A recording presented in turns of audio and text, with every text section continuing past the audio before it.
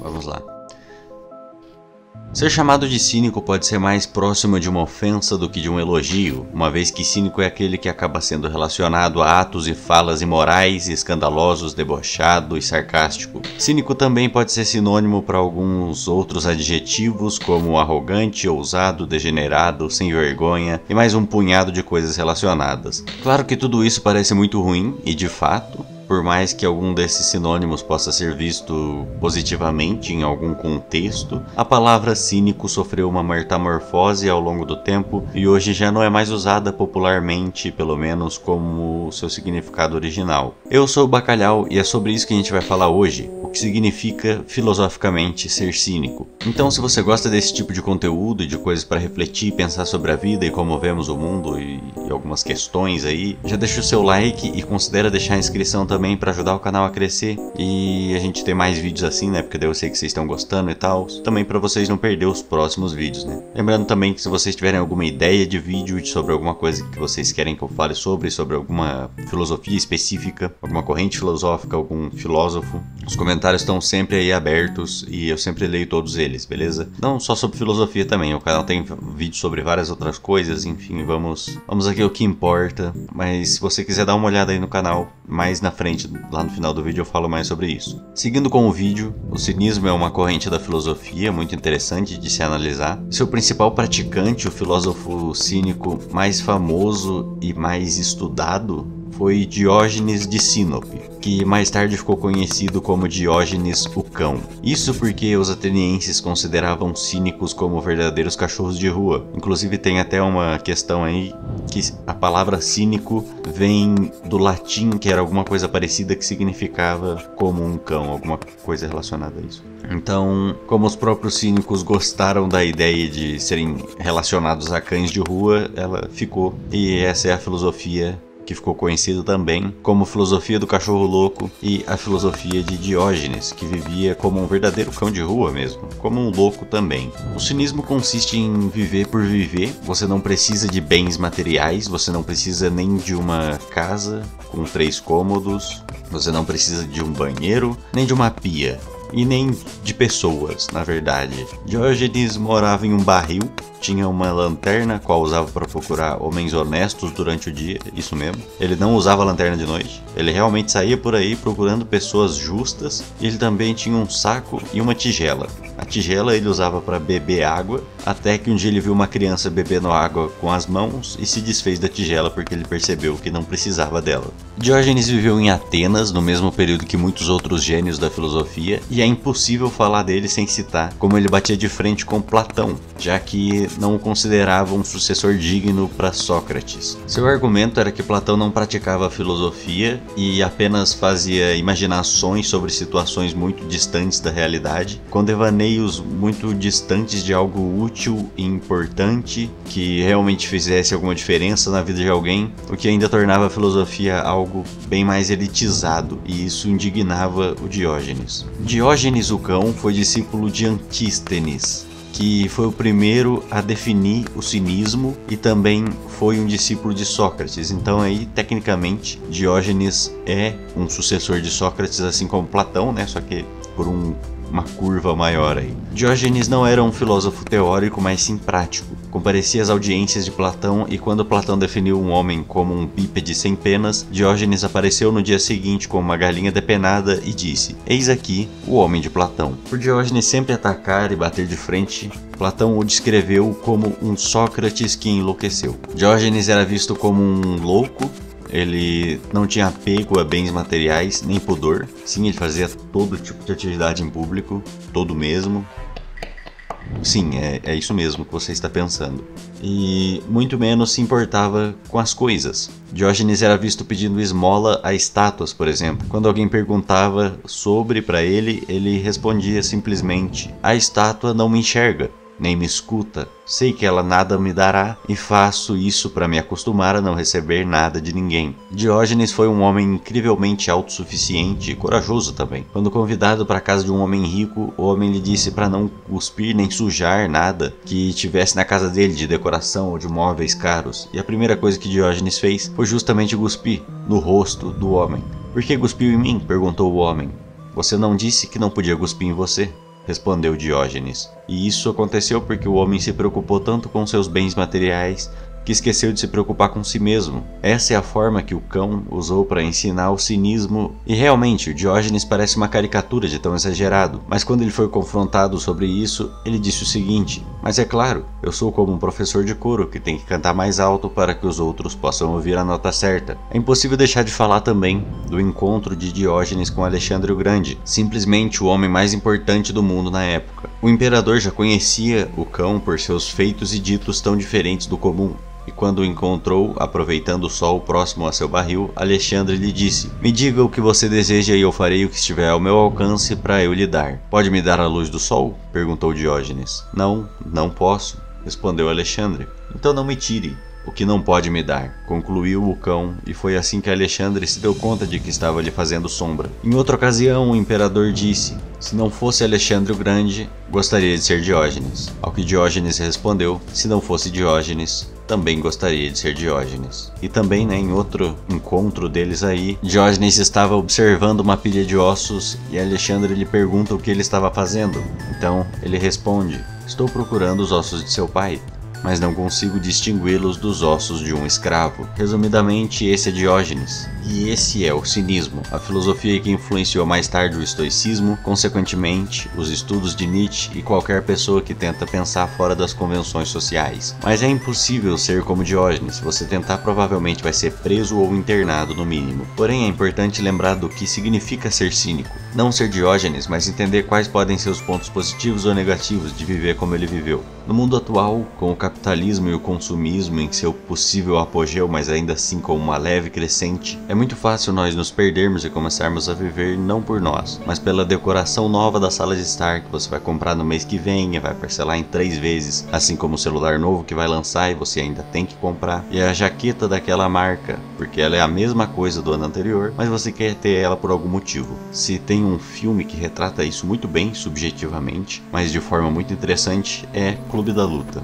Se você nunca viu esse filme, então veja, e caso não queira spoilers, pule pro tempo que tá na tela. No Clube da Luta nós temos, logo do começo, algumas cenas que mostram como o protagonista odeia o trabalho dele e ele simplesmente não aguenta mais a rotina. Ele planeja arrumar o apartamento e todos os bens que ele vai comprar com o dinheiro de todas as horas que ele passa de estresse no trabalho, de todas as vezes que ele quebrou o horário de sono devido às viagens do trabalho, de todo sofrimento e angústia, e ele usa como válvula de escape a ilusão de que comprar um carpete novo vai ser recompensador o suficiente por essa vida triste e horrível a qual ele se submete, que parece ser a única possível. Mas será? Será mesmo que dá pra viver sem comprar um carpete novo, sem comprar um celular novo, sem ter que ir pra aquela porcaria de trabalho que ele odeia? Será que tem como? Existe outro caminho? E sim, dá, é isso que acontece. Ele se desfaz do apartamento e de tudo que ele conquistou e ele passa a morar numa casa imunda e abandonada. Ele larga seus pudores, vergonhas e limites e começa a brigar na rua, como um cão.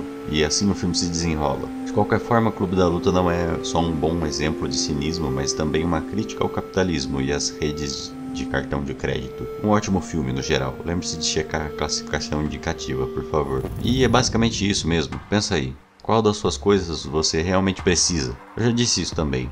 Não é pra você ir morar no barril e ficar em público, como Diógenes fazia. Você não está em Atenas em 400 a.C.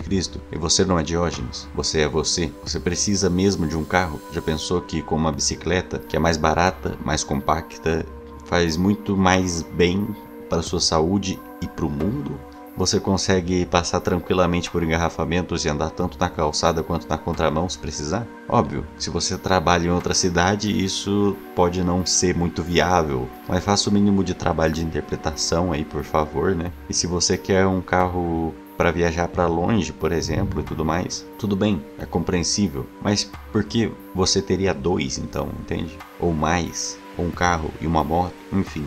Você realmente precisa comprar roupas novas todo mês? Roupa literalmente serve para cobrir e aquecer. Se você tem roupas que fazem isso bem, por que comprar mais? E isso vale para qualquer coisa. Se você tem um celular do ano passado, existe a necessidade de comprar o desse ano, mesmo que você só use o WhatsApp e Instagram? Sinceramente mesmo, isso muda alguma coisa na sua vida? Claro que também existe um adendo. Tome cuidado. Eu, por exemplo, sou uma pessoa que simplesmente evito gastar meu dinheiro com qualquer coisa que eu não me importo muito. E é a minha opção pessoal, como roupas, tênis e acessórios estéticos no geral. Assim como eu não costumo sair para dar rolê nem nada. E quando eu saio eu procuro gastar o mínimo possível com alimentação. Mas eu sempre me permito gastar com entretenimento e com investimento. E calma, eu não vou falar de investir na Blaze e nem em jogo de aposta.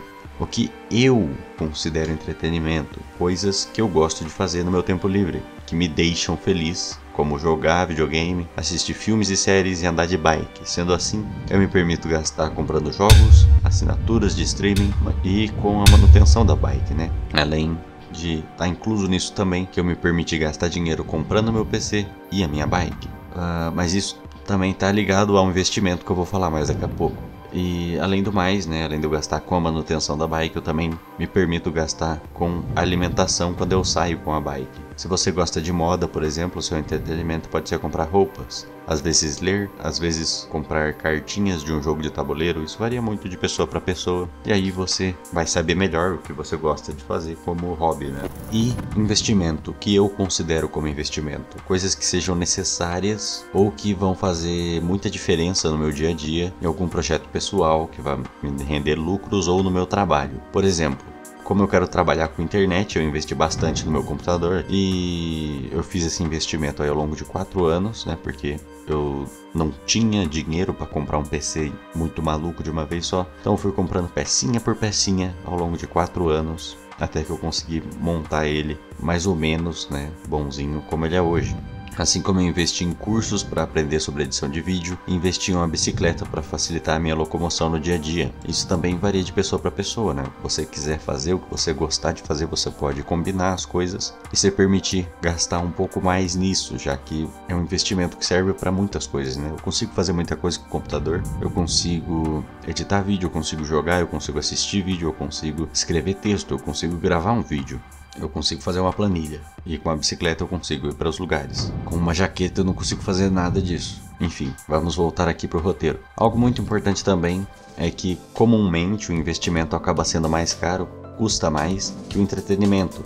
Mas dependendo do entretenimento, os preços mudam. Por exemplo, um jogo não passa de R$300 nos mais caros. Já uma peça de roupa boa é difícil custar menos do que isso. Então existem aí algumas variáveis importantes a serem analisadas. Mas o talvez mais importante ponto do cinismo seja o de ser destemido. Ser autêntico e acima de qualquer coisa, acima de qualquer bem material ou medo do que vão pensar. Você se importar em ser você e seguir seus valores, se manter inabalável em sua linha e manter-se fiel às suas crenças até o dia de sua morte, ou até mudar de ideia. Mas isso sim é ser cínico. Se mudar de ideia, assuma que mudou de ideia. Assuma que trocou de time e se te perguntarem, responda com argumentos que fazem sentido, assim como Diógenes. Se necessário, responda com ações e use-as de base para um argumento prático contra aquele que incomoda. Diógenes foi chamado de cão por um homem, mas o homem reclamou quando Diógenes urinou nele. O que ele esperava? É isso que cães fazem, disse Diógenes. Outra coisa relevante que deve ser dita também é que os cínicos são completamente desapegados de qualquer convenção social e bem material, como já dito antes. Eles não se importam em serem excluídos da sociedade, porque eles viviam como mendigos mesmo. O próprio Diógenes, que mostrava que pedir esmola a uma estátua era a melhor forma de ver que esperar algo das pessoas é tão útil quanto esperar da estátua, que nenhuma delas via ou respondia. Assim ele aprendeu a se virar sozinho, e assim ele e a filosofia do cinismo aprenderam que todos são iguais, tanto o pai do homem mais importante do mundo, quanto os escravos dele. Diógenes não tinha medo de fazer nem falar. Diógenes sabia que ações têm reações e estava de braços abertos a todas as reações que suas ações trariam. Bateu de frente com Platão e com Alexandre o Grande, por isso tinha coragem e não abaixou a cabeça àqueles que socialmente eram considerados superiores. Diógenes sabia e enxergava todos como iguais. Um dia lhe perguntaram o que queria que fizesse com seu corpo quando morresse. Joguem-no para fora da cidade para que os animais se alimentem, disse Diógenes. Mas você não se importa? Perguntou a pessoa. Não, se vocês me derem um bastão para eu poder me defender, respondeu Diógenes. Mas você estará morto, retrucou a pessoa. Então por que me importaria? Essa foi a resposta de Diógenes. E é isso. Essa argumentação direta é um grande legado de Diógenes e do cinismo em geral para o avanço da filosofia, no estoicismo, por exemplo. Esse foi o vídeo, espero que tenham gostado e que tenham conhecido mais sobre o cinismo, sobre o Diógenes também. Deixa o like e a inscrição aí embaixo para ajudar o canal e para não perder os próximos vídeos. Compartilha com aquela pessoa que é meio Diógenes das ideias. E lembre-se que os comentários estão sempre abertos aqui para você comentar sobre suas experiências com o cinismo, darem sugestões para futuros vídeos. Esse vídeo mesmo aqui foi uma sugestão que vocês fizeram no vídeo sobre niilismo aqui do canal, que vai aparecer agora para você clicar e continuar assistindo. E é isso, espero que tenham gostado. Agora eu vou falar aqui um pouco mais sobre o canal em si, né? O meu nome é Luiz Bacalhau, Luiz Henrique, né? Mas enfim. E se você é novo aqui, seja bem-vindo. Muito obrigado por estar até aqui no final do vídeo. O canal basicamente tem muita coisa variada aqui. Eu gosto de fazer vídeos sobre coisas que eu me interesso, para que mais pessoas conheçam e possam se interessar também, ou só conhecer sobre. Então a gente tem alguns vídeos bem interessantes aí, alguns temas variados, mas eu tô pensando em focar mais nessa parte filosófica por enquanto, pelo menos até o canal alcançar aí uns bons inscritos e a gente conseguir monetização e tal, enfim. Normalmente os vídeos saem perto do final do mês, um videozinho por mês. Se você quiser mais informações, tem lá na aba sobre do canal. Mas é isso, valeu por ter assistido até aqui, acho que eu vejo você na próxima. Até o mês que vem e fui.